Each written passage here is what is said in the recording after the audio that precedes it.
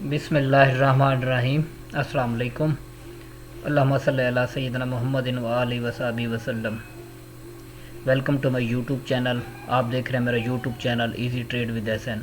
आज की वीडियो में हम आने वाले वीक का टेक्निकल एनालिसिस करने की कोशिश करेंगे, जो कि मंडे 26 मई से लेकर 30 मई फ्राइडे के दिन तक है, और ये हमारे इस मंथ का आखिरी वीक है।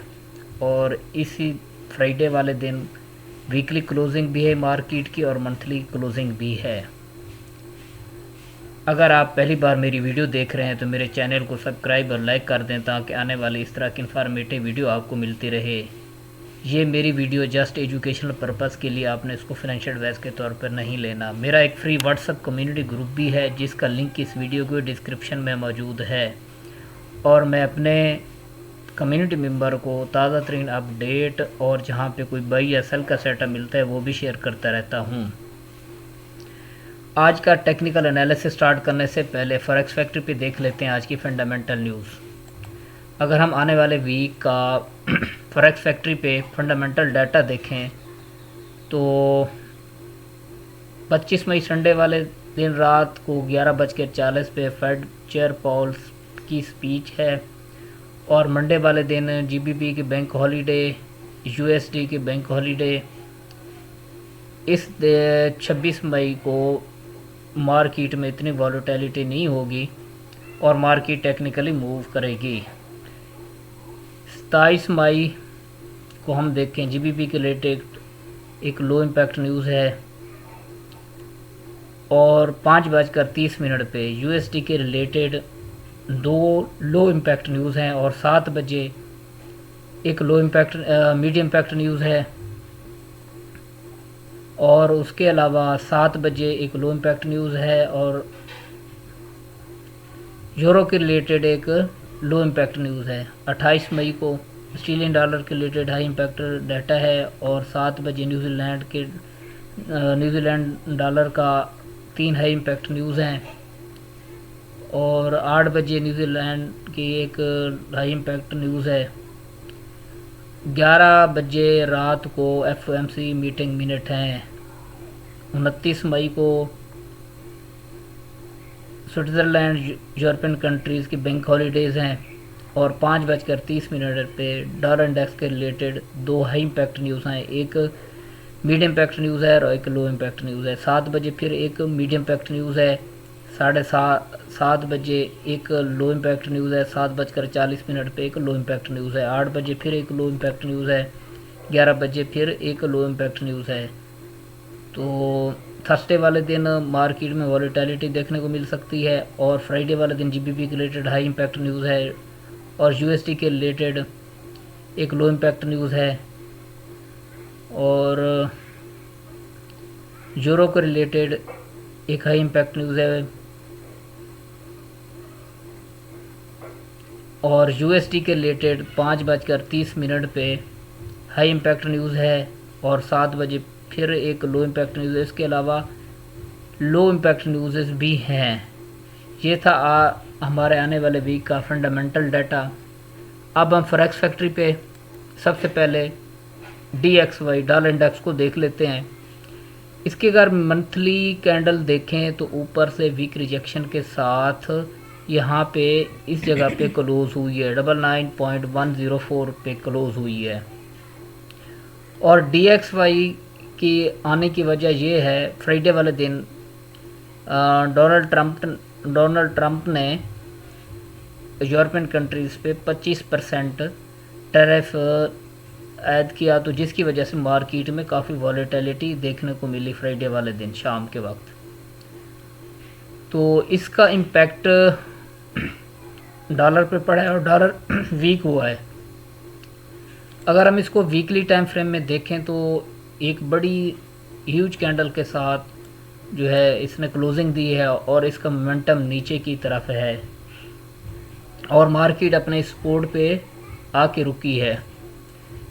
ये एक वीकली सपोर्ट भी है। अगर इसके नीचे बॉडी क्लोज हो जाते तो मार्केट फिर नीचे आ सकती थी, लेकिन अब भी इसके DXY के नीचे आने के चांसेस रहेंगे। अब मार्केट की नेक्स्ट सपोर्ट है 7.932 का एरिया है, यहाँ तक नीचे आ सकता है। अगर इसको ब्रेक करता है तो मार्केट फर्दर डाउन जा सकती है। और कहाँ तक नीचे डाउन जा सकती है? अगर इसको ब्रेक करती है तो फिर नेक्स्ट मार्केट की ये सपोर्ट है 94.685 का एरिया है, तो मार्केट नेक्स्ट वीक यहाँ पे भी आ सकती है और इसके फर्दर डाउन आने के चांसेस रहेंगे। अब हम गोल्ड को देख लेते हैं। गोल्ड का पहले मंथली टाइम फ्रेम ओपन करते हैं। मंथली टाइम फ्रेम में देखें तो मार्केट कंसेक्यूटिव ऊपर ही जा रही है और अभी तक कोई रेड कैंडल इसने मंथली टाइम फ्रेम में नहीं बनाई। और इस मौजूदा कैंडल के अगर सूरत हाल देखें तो नीचे से मार्केट वीक लगा के ऊपर की जानिब जा रही है और इसके फर्दर अप जाने के चांसेस रहेंगे। अगर इसको हम वीकली टाइम फ्रेम में देखें, वीकली टाइम फ्रेम में भी देखें मार्केट ने एक बड़ी ग्रीन हेल्दी कैंडल बनाई है, तो इसका मतलब है कि ये इसके अप जाने के चांसेस रहेंगे। और ये मार्केट का वीकली टाइम के हिसाब से ये नेक्स्ट मार्केट का ये लेवल है और मार्केट नेक्स्ट वीक यहाँ तक इस एरिया तक जा सकती है। 3435.97 का एरिया यहाँ तक मार्केट जा सकती है। अगर इसको ब्रेक कर जाती है तो फिर ये ऑल टाइम हाई की जानिब चली जाएगी और एक नया ऑल टाइम हाई भी बना सकती है मार्केट। तो इसको हम अब डेली टाइम फ्रेम में प्रिसाइज करने की कोशिश करते हैं कि हमारे पास कौन से नेक्स्ट वीक के बाइंग या सेल के लेवल हो सकते हैं। अब अगर हम डेली टाइम फ्रेम के अकॉर्डिंग देखें तो हमारे पास ये अब मार्केट का रिजेक्शन एरिया भी है और मार्केट अभी इसी रेंज में कंसोलिडेशन कर रही है।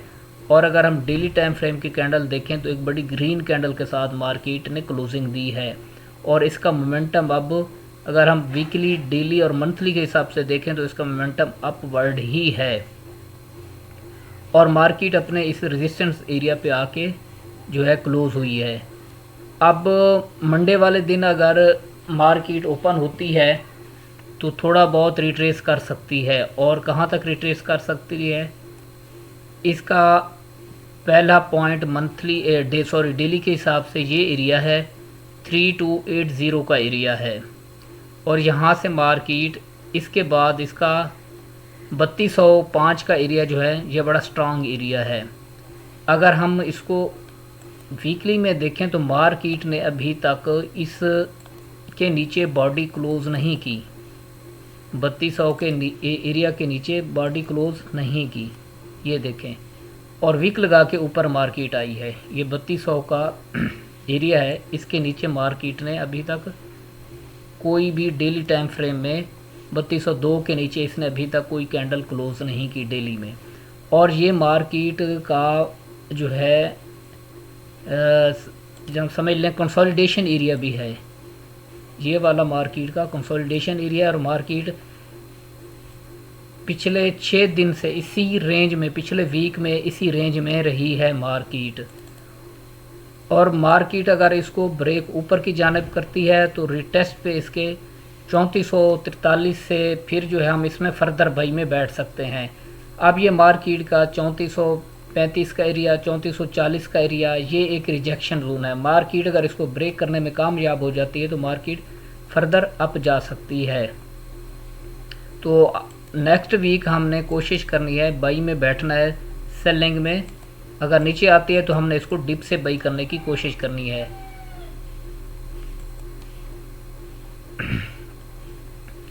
तो हमारे पास पहला तो बाइंग लेवल ये एरिया है डेली टाइम फ्रेम के हिसाब से। अगर हम देखें तो हमारे पास ये एक बाइंग एरिया है, ये हमारे पास एक अच्छा बाइंग एरिया है। अगर यहाँ पे हमें नेक्स्ट वीक मिलती है, मार्केट आती है, इस एरिया में आती है, तो यहाँ से इसको हम बाई करने की कोशिश करेंगे। और ये हमारे पास एरिया आ रहा है 3280 से लेकर 3240 का एरिया, ये हमारे पास एक अच्छा बाइंग लेवल है। और यहाँ से हम इसको दूसरा हमारे पास है 3204-5 का एरिया है। अगर मार्केट इन एरियाज़ में आती है तो यहाँ से हम इसके नीचे थोड़ा सा स्टॉप लॉस लगा के इसको बाई करने की कोशिश करेंगे। अगर हम इसको H4 में देखें, H4 में हमारे पास हाँ जी हमारे पास अच्छा H4 के अकॉर्डिंग हमारे पास अच्छा बाइंग लेवल यही आ रहा है जहाँ से मार्केट लाग के ऊपर जा रही है। अगर मार्केट नीचे आती है तो यहाँ से हमें अच्छी 3280 के एरिया से 3260 का एरिया है, फिर है हमारे पास 3240, ये हमारे पास एक अच्छे बाइंग लेवल हैं। और अगर मार्केट यहाँ से हमें कोई सपोर्ट प्रोवाइड करती है 3280 के एरिया से, तो यहाँ से हम इसको बाई करने की कोशिश करेंगे। और एक अगर मार्केट इसको ब्रेक नहीं करती तो हमारे पास एक और लेवल भी है, ये हमारे पास आ रहा है यहाँ पे, हाँ जी 3236-35 का एरिया है। मार्केट यहाँ पे अगर सपोर्ट लेती है तो यहाँ से हम इसको बाई करने की कोशिश करेंगे। अगर बिलफर्ज इसको मार्केट ब्रेक करती है तो हम इन लेवल से इसको बाई करने की कोशिश करेंगे। ये था हमारे पास गोल्ड का टेक्निकल एनालिसिस। अब हम यूरो यूएसडी पे चलते हैं। यूरो यूएसडी पे वीकली टाइम फ्रेम पहले ओपन करते हैं। वीकली टाइम फ्रेम में देखें तो मार्केट ने एक बड़ी ग्रीन कैंडल क्लोज़ की है और इसके फर्दर अप जाने के चांसेस रहेंगे। मंथली में भी ये देखें मार्केट बाई में है और नीचे से वीक रिजेक्शन के साथ एक डोजी टाइप कैंडल मार्केट ने क्लोज़ की है और इसके फर्दर अप जाने के चांसेस रहेंगे। और अगर हम मंथली के हिसाब से देखें 1.14,839.40 का एरिया है मार्केट का, नेक्स्ट रेजिस्टेंस लेवल यही है। और वीकली में भी देखें तो मार्केट का नेक्स्ट लेवल यही है। वीकली के हिसाब से अगर market next week green candle close करती है, इसको ब्रेक कर जाती है, तो फिर इसकी जो है 1.1700 तक मार्केट जा सकती है और मार्केट का नेक्स्ट वीकली लेवल भी 1.1700 तक है। इसको देख रहा मार्केट का नेक्स्ट वीकली लेवल ये एरिया है।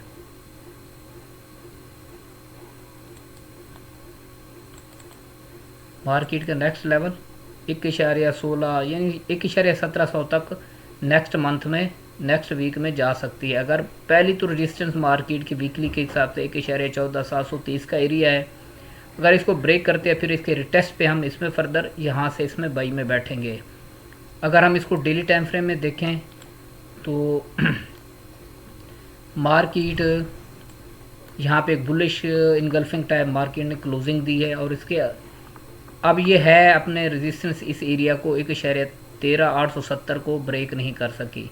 अगर मार्केट इसको ब्रेक करती है और यहाँ पे सस्टेन कर जाती है 1.13,870 के एरिया से, तो फिर हम इसमें फर्दर बाई में बैठ सकते हैं। अगर मार्केट यहाँ पे मंडे वाले दिन इसको ब्रेक करती है उसके रिटेस्ट पे हम फर्दर बाई में बैठ सकते हैं और हमारा नेक्स्ट टारगेट डेली के हिसाब से ये लेवल होगा 1.15,687 का एरिया। फिर उसके बाद हमारे पास नेक्स्ट है 1.1700 का एरिया है। ये हमारे पास नेक्स्ट वीक के टारगेट हैं। अब हम देख लेते हैं GBP USD को। GBP USD भी बुलिश मोमेंटम में है और ये इसने डेली के हिसाब से एक बड़ी ग्रीन कैंडल क्लोजिंग दी है और ये देखें मार्केट का मोमेंटम बहुत ज़्यादा ऊपर की जानिब है। और मार्केट को अगर हम मंथली टाइम फ्रेम में पहले देखें, मंथली में भी ये एक पीछे 4 माह से ये बाई ही जा रहा है और मार्केट का नेक्स्ट टारगेट ये लेवल है 1.37,670 का एरिया। इसमें आपने बाइंग फाइंड करनी है, इसमें सेलिंग से अवॉइड करना है। अगर हम वीकली टाइम फ्रेम में देखें तो मार्केट ने वीकली क्लोजिंग अपने इस रेजिस्टेंस एरिया के ऊपर दी है और मार्केट अगर इसको रिटेस्ट करती है तो यहाँ हम इसमें बाई में बैठ सकते हैं। और हमने बाई यहाँ अब इस एरिया से 1.34,460 के एरिया से अगर मार्केट आती है, इसको रिटेस्ट करती है, तो हम यहाँ पे इसमें फर्दर बाई में बैठ सकते हैं और 1.3700 को हम टारगेट कर सकते हैं। और ये देखें मार्केट की पहले रेजिस्टेंस थी, मार्केट ने इसके ऊपर डेली कैंडल क्लोजिंग दी है। अगर मंडे वाले दिन यहाँ से सपोर्ट लेती है मार्केट 1.34,460 के एरिया से, तो हम इसको फर्दर बाई कर सकते हैं। अगर हम H4 में इसको एनालिसिस करें, हाँ जी H4 में भी यही मार्केट का जो है ना इस एरिया को दोबारा टेस्ट कर सकती है।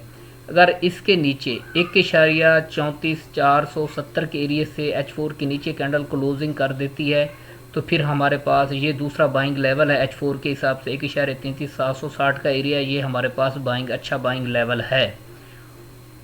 तो इसमें हमने नेक्स्ट अब ये देखें, इसका जो है स्ट्रक्चर देखें तो ये बाई की तरफ ही है। इस एरिया में मार्केट काफ़ी टाइम कंसोलिडेशन करती रही है।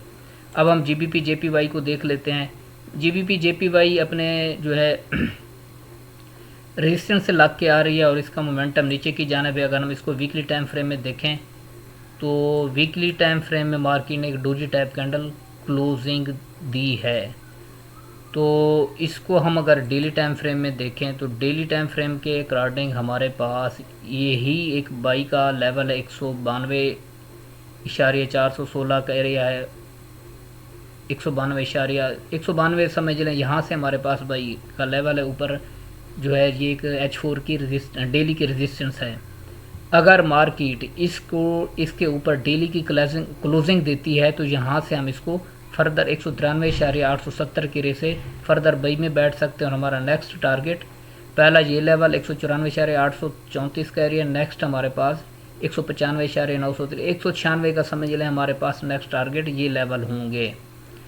अब हम USD JPY को देख लेते हैं। USD JPY, हाँ जी, इसका अगर हम वीकली टाइम फ्रेम में देखें तो मार्केट काफ़ी पिछले वीक काफ़ी डाउन आई है और ये रेड कैंडल में क्लोजिंग दी है और अपने सपोर्ट के ऊपर ही क्लोजिंग दी है। अगर इसको हम डेली टाइम फ्रेम में देखें तो अगर मार्केट इसके नीचे एक डेली की कैंडल H4 की कैंडल 142.288 का एरिया इसके नीचे क्लोजिंग करती है तो मार्केट फर्दर आप जा सकती है और मार्केट का ये एक 139.744 का एरिया मार्केट नेक्स्ट वीक इस तक जा सकती है। अगर यहाँ से हमें जो है सपोर्ट प्रोवाइड करते हैं तो बेहतर यही है कि क्योंकि इसका मेन ट्रेंड सेल है, ट्रेंड के साथ चलें तो ज़्यादा बेहतर है। इसमें आप कोशिश कीजिएगा सेलिंग फाइंड करने की कोशिश कीजिएगा और मार्केट अगर यहाँ से पे सस्टेन कर जाती है तो फिर हमने इस लेवल से इसको सेल, जो ऊपर एरिया पड़ा है ये हमारे पास एक सेलिंग लेवल है और हाँ यहाँ से हमने इसको सेल करने की कोशिश करनी है। पहली 144.868 के है और उसके बाद दूसरा 145.445 का एरिया, यहाँ से हमने इसको सेल करने की कोशिश करनी है नेक्स्ट वीक और इसमें हमने सेलिंग अपॉर्चुनिटी फाइंड करनी है, बाइंग नहीं करनी। और मार्केट बिलफर्ज इसको ब्रेक कर जाती है तो हमारे पास फिर यहाँ से हम सेलिंग इसको इसके रिटेस्ट पे 141.740 के एरिया से हम इसको सेल करने की कोशिश करेंगे और ये मार्केट की एक स्ट्रांग सपोर्ट है 139 और मार्केट नेक्स्ट वीक इसी एरिया तक आ सकती है। अब हम देख लेते हैं BTC को। BTC का वीकली टाइम फ्रेम ओपन करते हैं। पहले वीकली टाइम फ्रेम में देखें तो मार्केट ने अपने ऑल टाइम हाई को जो है ब्रेक किया है लेकिन ऊपर इसके ऊपर सस्टेन नहीं कर पाई।